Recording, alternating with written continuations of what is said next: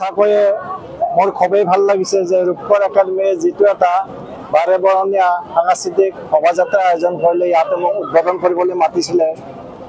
নিজকে গৌৰৱবোধ অনুভৱ কৰিছোঁ।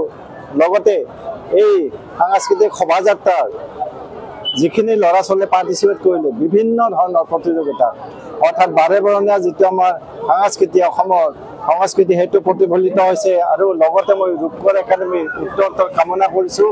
লগতে বৃহত্তৰ চাংচাৰী এৰিয়াত যাতে ৰূপকৰ একাডেমীকে এনেকৈয়ে শিক্ষাৰ ক্ষেত্ৰত, সাংস্কৃতিক ক্ষেত্ৰত যাতে অৰিহণা যোগায় যায়, ইয়াকে মই ভগৱানৰ ওচৰত প্ৰাৰ্থনা জনাইছোঁ। ধন্যবাদ।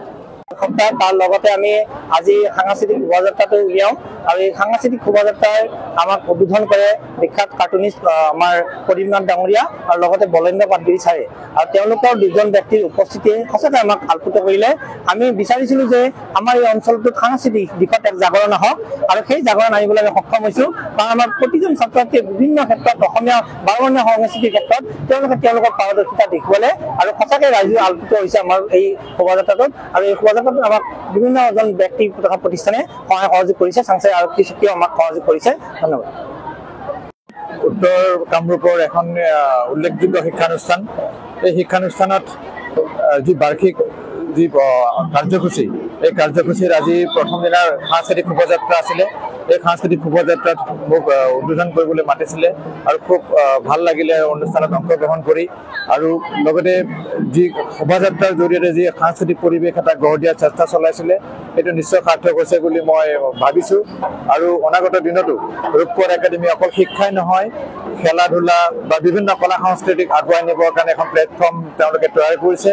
আৰু ইতিমধ্যে ফলাফলো আমি পাইছোঁ, দেখা পাইছোঁ।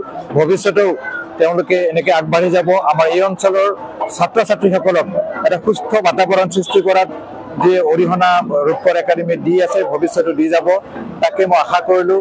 আৰু ভৱিষ্যতে এই ৰূপকৰ একাডেমীৰ উত্তৰোত্তৰণ কামনা কৰিলোঁ। তাকে আজি সঁচাকৈ মই আপ্লুত হৈছোঁ ইয়াত অংশগ্ৰহণ কৰি।